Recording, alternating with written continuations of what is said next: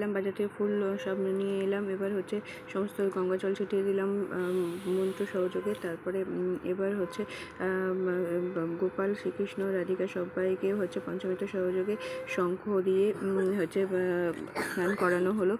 সমস্ত ঠাকুরকে ফুল দেওয়া হলো, খাবার দিয়ে দেওয়া হলো। আর হচ্ছে সবাইকে এবার হচ্ছে স্নান করার পর পরিষ্কার কাপড়ে ভালো করে মুছে তাদেরকে শৃঙ্গার করানো হলো, বস্ত্র পরানো হলো, অলঙ্কার করিয়ে তাদেরকে যথাস্থানে দোলনায় রেখে বসিয়ে দেওয়া হলো। এবার আমি বাকি জিনিসগুলো আগের দিনই কিনে এনেছিলাম, কিন্তু ফুলটা কালকেই কিনে আনা হয়েছিল। তো স্নানের আগে আমি ধূপ তেলের প্রদীপ একটা জ্বালিয়ে নিয়েছিলাম। যদি কারণ মনে হয় ঘিয়ের প্রদীপও এক্ষেত্রে জ্বালাতে পারেন। তো বাকি সমস্ত ঠাকুরকে ফুল দিয়ে দেওয়ার পরে তাদেরকে হচ্ছে খাবার জল সবাইকে দিয়ে দেওয়া হয়েছিল, ঠিক আছে। আর হরির মঞ্চেও আমি ফুল দিয়ে দিয়েছিলাম, আমার শ্বশুরের ফটোতেও ফুল দিয়ে দিয়েছিলাম।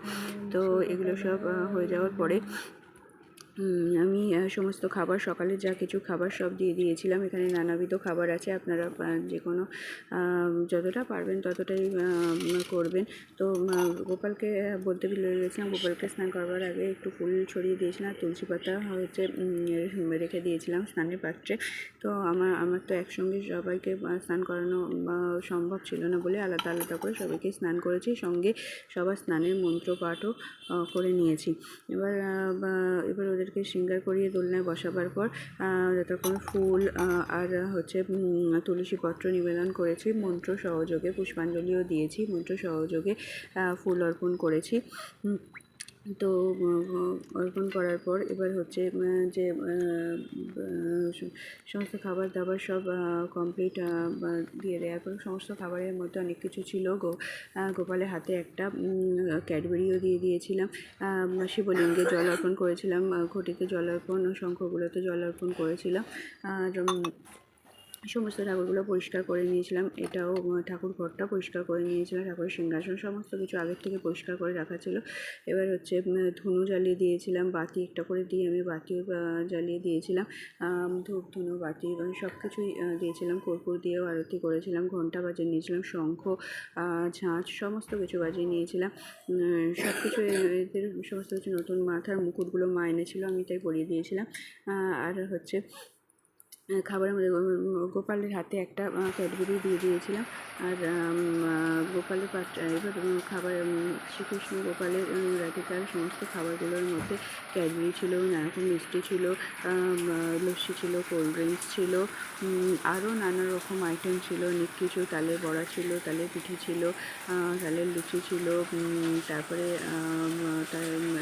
তার সঙ্গে ছিল নকুলদানা, বাতাসা, এগুলো ছিল, মিচড়ি ছিল, বিস্কুট ছিল, ঠিক আছে। দুজনকে গোপালকে একটু দোলনায় বসিয়ে দোল খাইয়ে দিয়েছিলাম, রাধাকৃষ্ণকেও দোলনাতে বসিয়ে দিয়েছিলাম, আর মাতাকেও হচ্ছে একটু নতুন হাত দিয়েছিলাম।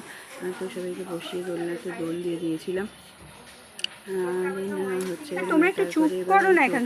তারপরে আমি কাপড় পেতে দিয়েছিলাম, দোলনাগুলোতেও কাপড় আমি পেতে দিয়েছিলাম, নতুন কাপড়। তারপরে দেখুন কত কী খাবার, দই দিয়েছি, মাখন দিয়েছি, ক্ষীর দিয়েছি, তারপরে আইসক্রিমও দিয়েছিলাম, জলের গ্লাসে জলও দিয়েছিলাম, নাড়ুগুলো মা বানিয়ে দিয়েছিল, পিঠেগুলো সব কিছু, তালের যা কিছু জিনিস ছিল সব মা বানিয়ে দিয়েছিল, সেগুলো অর্পণ করেছিলাম। মিচড়ি, নকুলদানা এগুলো সব দিয়েছিলাম, 5-6 রকমের ফল দিয়েছিলাম, ঠিক আছে। আর দিয়েছিলাম এইসবই অর্পণ করেছিলাম। আস্তে আস্তে ধূপগুলো আস্তে আস্তে জ্বালিয়ে নিয়েছিলাম, ভালো করে ধূপ দেখালাম, বাতি দেখালাম, তেলের প্রদীপ জ্বালিয়ে দিয়েছিলাম তো আগেই, সমস্ত কিছু দিয়ে করে দিলাম। দেখো মালপোয়া ছিল, এত কিছু ছিল, লজেন্স ছিল, টফি ছিল, তারপরে মিষ্টি দইও ছিল, এখানে হচ্ছে ফ্রুটিও দিয়েছিলাম, ঠিক আছে। তো এরকমভাবেই আমি করেছিলাম, আরও ভালো করে হয়তো সাজাতে পারতাম দোলনাগুলো, কিন্তু সময় যথেষ্ট অভাব ছিল, তাই যেমন মানে যতটা পেরেছি করেছি। আর এত শরীর খারাপ ছিল বলার কথা নয়, তার মধ্যেও আমি কোনো রকমই করেছি। মাথার পালক দিয়েছিলাম, এগুলো সবই আমার প্রত্যেকদিন তোলা থাকে, এগুলো গুছিয়ে সুন্দর করে তুলে রেখে দিই, তাই সেগুলোই আমি প্রত্যেকবারেই দিয়ে দিই। তো এরকমভাবেই আমি জন্মাষ্টমীর সকালটা আমি পালন করেছিলাম। দেখো কি সুন্দর করে আরতি আমি করে নিয়েছিলাম, তার সঙ্গে সঙ্গে মন্ত্র পাঠও করে নিয়েছিলাম। নিজের মনের মতো করে আমি পুজো করি।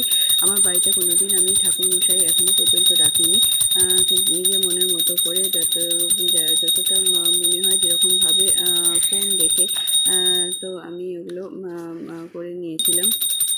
ঠিক আছে, এগুলো করেছিলাম। তো দেখো সব কিছু করে নিয়েছিলাম আমি আমার সাধ্য মতো, ভাবে সুন্দর করে সাজিয়ে দিয়েছিলাম।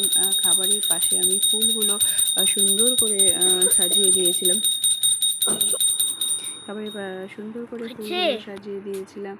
এবার দেখো একে একে করে পুষ্পাঞ্জলি মন্ত্র দিয়ে তা পায়ে সবার পায়ে আমি ওই ফুলগুলো দিয়েছিলাম। দেখো এবার দোলনাগুলোর কে কীরকমভাবে ডেকোরেট করেছি, দেখো একটা চন্দ্রমুখী ফুল দিয়েছি, এদিকে একটা লোটাস লাগিয়ে দিয়েছি খুব সুন্দরভাবে। তারপরে শাঁখ বাজিয়ে নিয়েছিলাম সব ইয়ে করে পুজো আচ্ছা করে। দেখো প্রত্যেক পুজোতে আমি একটা করে স্বামী সন্তানের মঙ্গলার্থে একটা করে বাতি জ্বালাই।